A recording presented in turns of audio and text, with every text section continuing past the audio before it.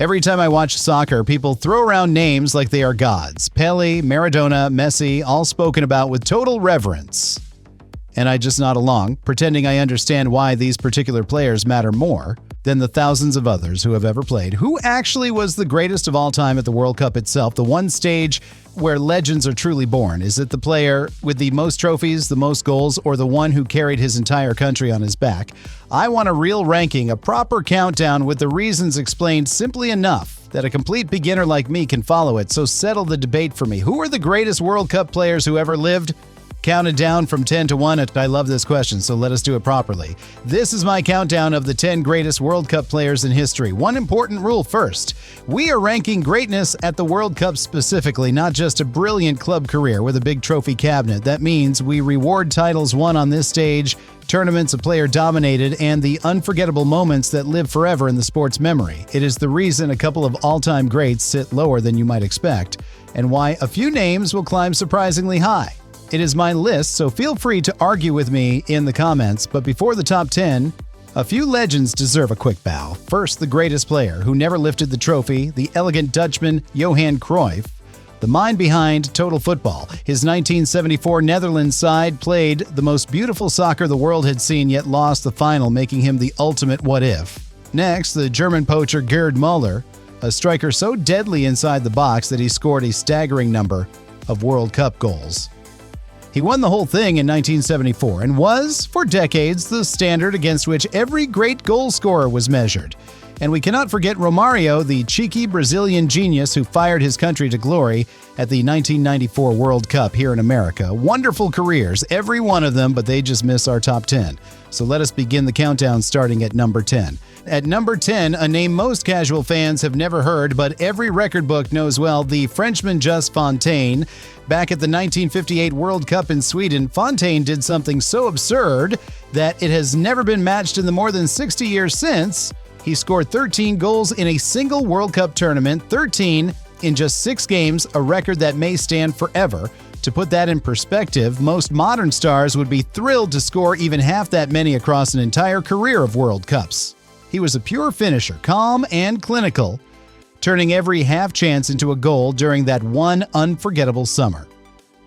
Injuries sadly cut his career short soon after, so he never got the chance to build a longer legacy on the biggest stage, but that one number, 13 goals in one tournament, is so untouchable that it earns him a permanent place on this list. He is the proof that sometimes a single perfect tournament can make a player immortal. At number 10, Just Fontaine. And at number 9, the little bird who could fly past anyone, the Brazilian dribbler, Garrincha, one of the most joyful players ever. Born with legs that bent the wrong way, doctors said he would struggle to walk properly, let alone become a world-beating athlete. Instead, those very legs gave him a dribble so unpredictable that defenders simply could not tell which way he was about to go. He played alongside Pele as Brazil won the 1958 World Cup, the two of them a nightmare for every defense on earth. But it was 1962 that made him a legend when Pele got injured early and Garrincha carried Brazil to the title almost by himself. He dribbled, he scored, he created, and he dazzled, winning the Player of the Tournament award in the process. He played the game with pure joy, like a child in a park, and fans all across the world adored him for it. 2 World Cup winners' medals and 1 magical solo tournament put the little bird at number 9. At number 8, the quiet record breaker, the German striker Miroslav Klose, a man who simply would not stop scoring at World Cups. He is not a flashy name, and many beginners have never heard of him, but he holds the single most important scoring record of all. Across 4 different World Cups, Klose scored 16 goals, more than any other player in the entire history of the tournament. More than Pele, more than Ronaldo, more than Messi. When it came to scoring at World Cups, nobody did it more often. He was the ultimate big game player, a striker who saved his very best for the brightest stage the sport has to offer. And he saved the best for last, winning the 2014 World Cup with Germany in the twilight of his long career. He even broke the all-time record during that very tournament in the same semifinal, where Germany destroyed Brazil 7-1, the most prolific World Cup scorer ever crowned a champion at the end. Miroslav Klose comes in at number 8. At number 7, a striker who went from villain to national hero in the space of a single tournament, Italy's Paolo Rossi, just before the 1982 World Cup. Rossi was returning from a long ban and was badly out of form, and many wanted him dropped. For the first few games, the doubters looked right. He could not score, and the whole of Italy was calling for him to be benched. Then in one explosive knockout match against the mighty Brazil, Rossi suddenly came alive and scored a stunning hat trick. He knocked out the tournament favorites almost single-handedly, and from that moment on, he simply could not stop scoring. He finished as the top scorer of the entire tournament and dragged Italy all the way to the title as world champions. He won the award for the best player too, completing one of the greatest individual comeback stories the World Cup has ever seen, from forgotten man to champion in 3 magical weeks. Paolo Rossi takes number 7. At number 6, the elegant German known as the Kaiser, Franz Beckenbauer, a player who actually changed how the game is played. Before him, defenders mostly just defended. Beckenbauer reinvented the role, strolling out of defense to start attacks with the grace of a midfielder. He invented the modern sweeper, a defender who controls the entire game from the back, and the whole sport copied him. He led West Germany to the final in 1966 and to glory at home, lifting the trophy as captain in 1974. Calm, commanding, and impossibly stylish, he made the hardest job on the field look effortless and almost beautiful. And then he did something almost no one else has ever managed, winning the World Cup again as a coach in 1990, a champion as both captain and manager, a true giant of the sport on and off the field. For his trophies and for changing the game itself, the Kaiser sits at number 6. And at number 5, the most graceful midfielder the game has ever seen, France's Zinedine Zidane, a player who moved like he was floating. Zidane had a touch so soft and a balance so perfect that the ball seemed glued to his feet, even surrounded by defenders. At the 1998 World Cup on home soil in France, he produced the performance of a lifetime in the biggest game of all. In the final against the mighty Brazil, Zidane scored 2 goals with his head, leading France to their first ever World Cup. An entire nation poured into the streets, and Zidane became a national hero overnight, his face celebrated all across Paris. 8 years later, in 2006, he dragged an aging France team all the way back to the final, almost by force of will. He scored in that final too with a penalty of breathtaking nerve and was named the best player of the whole tournament. But that night also ended in shock with a moment of madness, a headbutt, and a red card in his very last game. Genius and drama, beauty and fire, all in one man. Zinedine Zidane comes in at number 5. At number 4, the original Ronaldo. The Brazilian striker so good they simply called him the Phenomenon, a force unlike anything before him. Do not confuse him with the later Portuguese star. This Ronaldo was a bulldozer with the feet of a dancer, fast, powerful, and unstoppable. As a teenager, he was already terrifying defenders, and by the 1998 World Cup, he was the most feared striker on the planet. But on the morning of the 1998 final, he suffered a mysterious health scare, played anyway in a daze, and Brazil lost.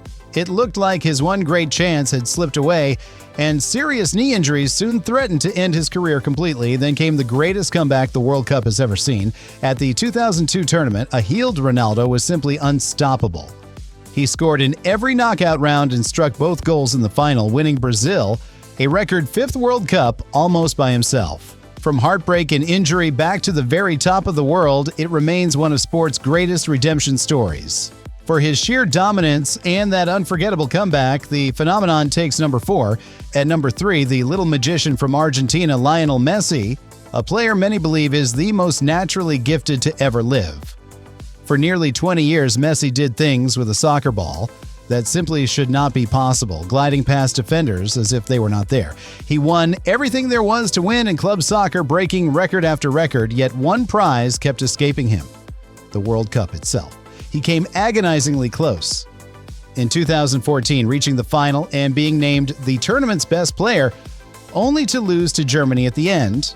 For years, critics used that missing trophy against him, arguing he could never truly be the greatest until he won it for his country. So in 2022, at 35 years old and in his very last chance, Messi went on a mission to finally finish the story. He scored, he created, he dragged Argentina through round after round, carrying the hopes of his entire nation on his shoulders. In one of the greatest finals ever played, Argentina beat France on penalties, and Messi finally lifted the World Cup at last. The one missing piece was complete, and the debate over his place in history was, for many people, finally settled. A champion at last, and arguably the most talented of them all. Lionel Messi comes in at number 3. At number 2, the man many Argentines still worship like a god, Diego Maradona, perhaps the most single-handedly dominant player the World Cup has seen. Maradona was short, stocky, and built nothing like a typical athlete, yet with the ball at his feet, he was simply untouchable. The 1986 World Cup was, more than any other, the story of one man almost winning a global tournament entirely by himself. In a single legendary game against England, he scored the 2 most famous goals in the entire sport's history, just minutes apart. The first, he punched in illegally with his hand, cheekily calling it the hand of God, a pure moment of mischief. The second, he dribbled from inside his own half past the entire England team in what is still called the goal of the century. One goal, a scandal, the other a masterpiece, and together, they captured everything Maradona was: flawed, brilliant, and utterly unforgettable. He carried a fairly ordinary Argentina side all the way to the trophy, scoring and creating goals at will throughout the tournament. No player has ever dominated a single World Cup quite the way Maradona dominated 1986, dragging a nation to glory on his own. For that one impossible tournament and the magic he gave the world, Diego Maradona stands at number 2.